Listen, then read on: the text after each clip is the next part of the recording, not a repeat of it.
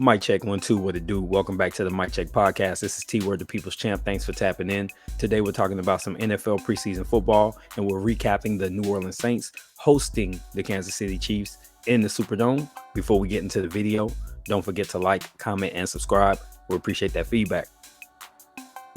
All right, y'all. Let's go ahead and get right into it. So, New Orleans Saints preseason week 1 for the Saints. It's kind of sort of week 2-ish because there was a Hall of Fame game last week, but this is week 1 for pretty much everybody else. And the Saints had the Chiefs roll into town, and this is a new look Saints team. Some changes to the coaching staff have occurred. There's also been some personnel changes at key positions, specifically on defensive line.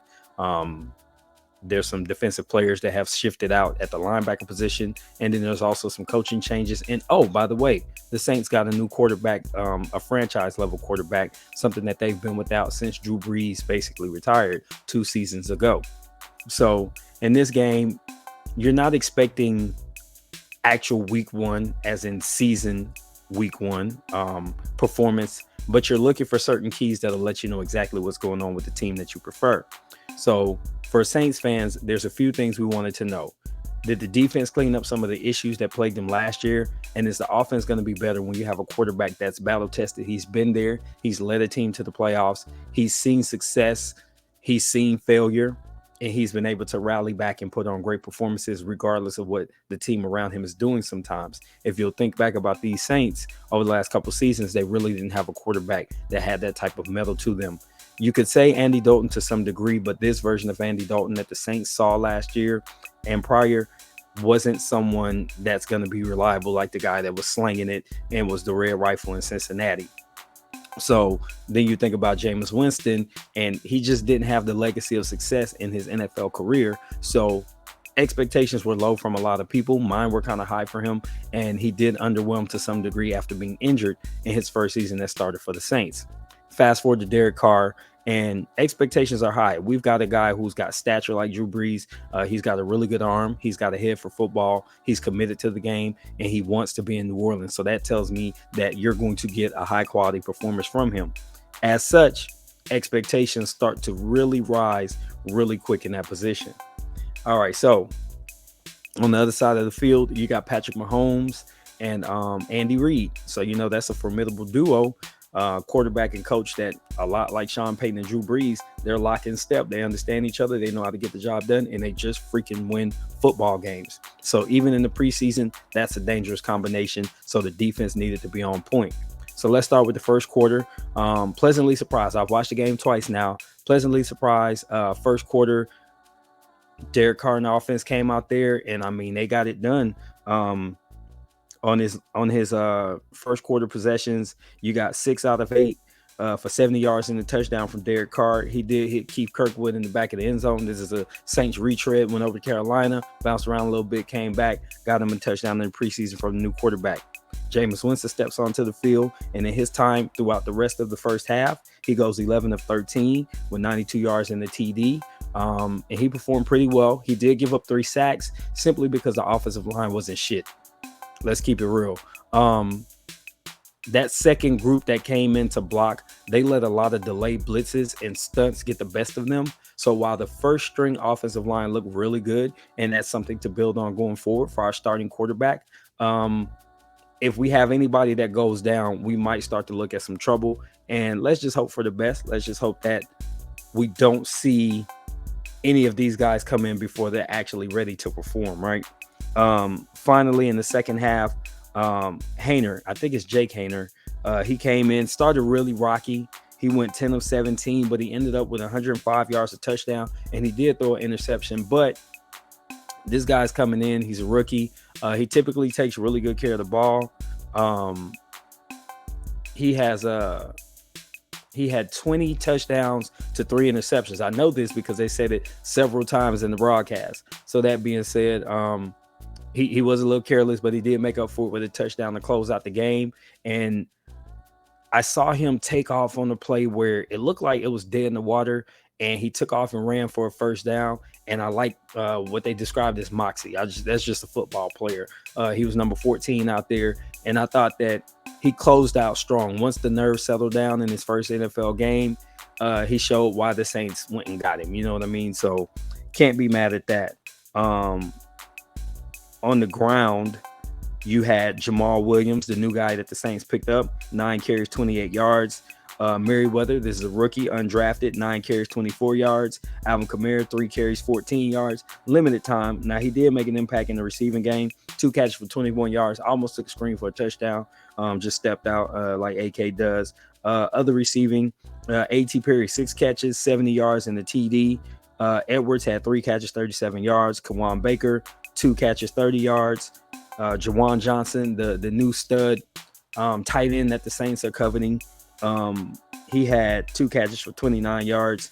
And Merriweather was a contributor in the receiving game. He actually had a receiving TD at a little trail right along the goal line where the QB rolled out and Haener hit him late in the game to bring the Saints within 1. We're going to get to that in a minute.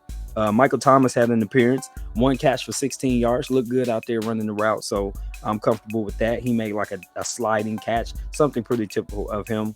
And then Jimmy Graham had a catch for 10 yards. And he also had a penalty that brought a play back. It was like holding it. I'm like, how you get a holding play on Jimmy Graham? That dude don't block. But hey, they say he did it. So, and then you had Taysom Hill with 1 catch for 2 yards. Saints did have a player go down. Kendre Miller, rookie running back, did go down with the sprain. So he'll probably be out the rest of the preseason, but more to come. Defensively, the Saints did get 2 interceptions, had a nice interception by Phillips, the defensive lineman, which actually gave the Saints an opportunity to pull out this 26-24 win after they were down 23-24. They go for 2. However, there was some miscommunication on the play. The quarterback was trying to check out of the play. The center heard hike, and they fumbled and bobbled the ball. They ended up not getting the points. Down 24-23. Kansas City gets the ball back. The Saints stop them twice using their timeouts. And then on third, the Chiefs went ahead and tried to pass it, and the defensive lineman intercepted, putting the Saints in prime position to run out the clock and kick a field goal to finish the game. I did see a sack by Zach Bond, something that he specialized in coming out of college. So maybe we'll see him on some type of stunted blitzes and getting more action in that regard in the game. We'll see how it goes. That's the statistical aspect of it. My personal opinion on how the game played out. The first quarter and a half couldn't have gone any better. But by the time that second string offensive line got in the game, it went south real fast. The Chiefs rattled off 24 unanswered points. The Saints couldn't seem to get it going. And then finally, with the pressure on down 24-17, Haener finally found his groove. The offense started moving. I think the Chiefs were probably down to their 3rd and 4th and 5th string guys, and they were able to get some points to basically put it within striking distance. Dennis Allen decides to go for 2. The Saints fail, down 24-23. I just told you how the rest of that plays out. And then the Saints end up getting the ball back, run out the clock, and kick a field goal to finish the game 26-24 as time expires. Overall, I feel much better about this team having seen them play in a game situation. Am I completely sold on what this team is? I can't say that yet. There's a lot of elements that I need to see in the next game. I need to see those twos perform better, because a big thing that I talked about in the pregame, the preview for this was depth. And I feel like the Saints do go too deep at a lot of positions, but it looks like the offensive line isn't where I need it to be. And I do have some legitimate concerns about how that will play out over the season, because over the last few years, we've had some struggles with offensive line depth and having those guys be able to perform at a level that's necessary to get wins when you don't have your bona fide starters. So I'm a little concerned there, but I want to see them. I'm going to give them the benefit of the doubt because it's preseason. Maybe they didn't work on stunts because they were just working on the blocking first.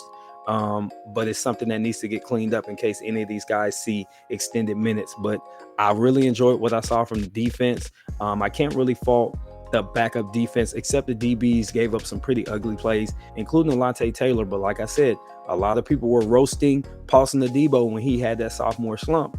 And now Alontae Taylor showing that he's not Superman. He still has some learning to do, because now people have tape on him and know how to attack him. And it looked like they did that today. And, maybe he's smelling his own good juice and thought better of himself than he actually is. And it showed up by him getting burned a little bit. So all in all, man, I'm happy the Saints won the preseason game. I'm happy that there were some great conversions. I'm happy with the new quarterback. I'm happy Jameis cut his hair.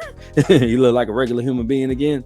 So overall, as you can see on the screen, the Saints have a pretty good schedule coming up this season. I'm looking to try to get to that Houston game in Houston on October 15th. So, if I go to that game, it's going to be all week just talking crazy and just getting ready. So for all the Saints fans out there that are supporting this channel, if you don't already subscribe, please do so. If you're not a Saints fan, but you do like football, stay tuned in. We're going to cover more games. I'm going to do a weekly recap on football overall, as well as a Hard Knocks recap. So this video is a little bit longer because there's a lot of minutia to football versus a fight where I could hit you with a few hot points. But anyway, hopefully you all have enjoyed this content. This has been T Word for the Mic Check Podcast. Until next time, I'm out. Who dat?